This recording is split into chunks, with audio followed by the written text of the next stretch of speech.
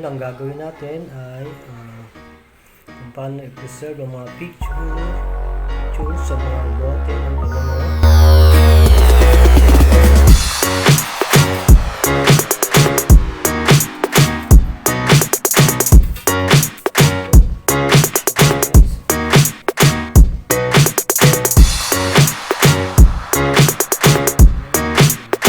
Okay guys, ito yung picture ng anak ko, aking unikaiha. Naglalabis na dito. So ayan, nililot natin siya.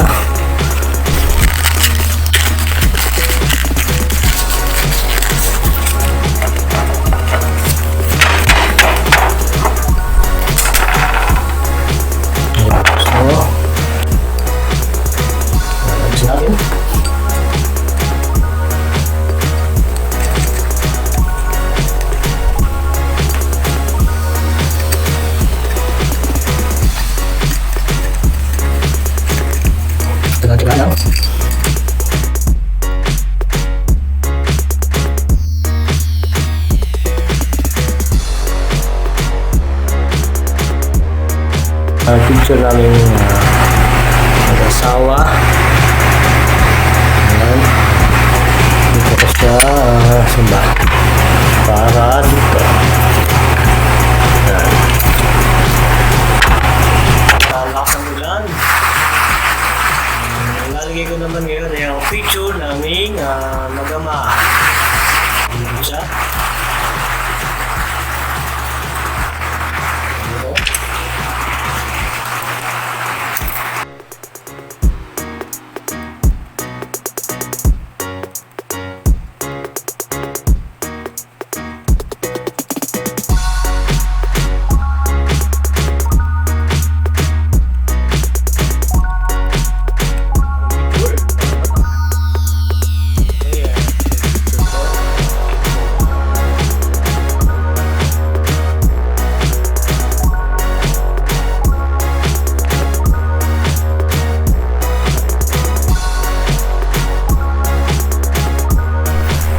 Kaya nilagyan ko siya ng masking tape dito. Pwede naman scotch tape, pero masking tape yung nilagay ko para yung butas niya hindi pasukan ng alikabok at yung takip niya ay lumipit na rin.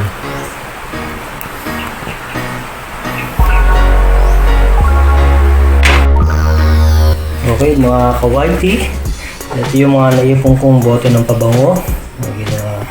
Ito ginawa natin. Ito yung picture ng misis ko. Ito yung picture ko.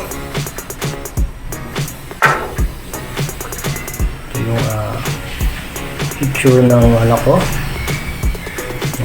Bata siya.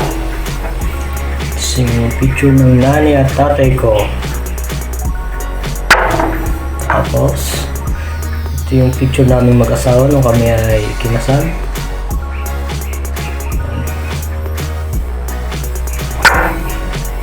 So ito yung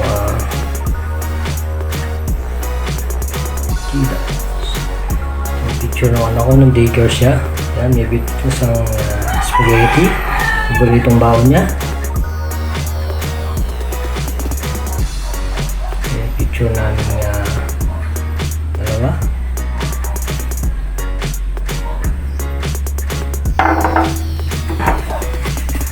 Yung picture ng aking unikaiha.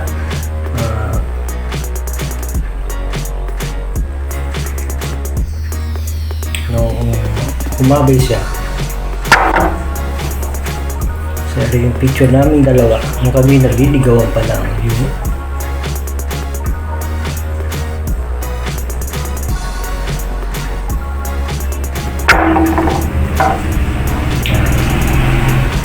Picture namin mag-aba. So yan guys, kung meron kayong mga bote ng pabango, huwag nyo siyang tatapon. Pwede nyo pa siyang mapakinabangan. Okay guys, ito ang aking finished project, ang perfume bottles. Kung may mga perfume bottles kayo na wala na laman, pwede siyang tatapon. Pwede siyang paglagyan ng picture, para-paraan lang guys.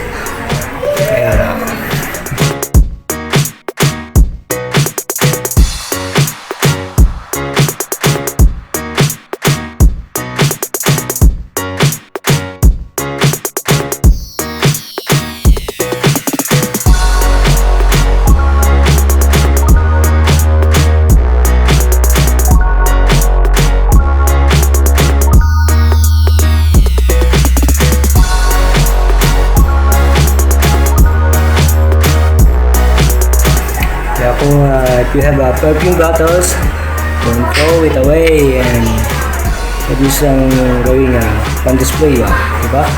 Maganda rin sa gawing pan-display. Para-paraan lang. So, thanks for watching guys. Sana kung nagustuhan nyo aking ginawa, mag-like, comment, and subscribe. Thanks for watching.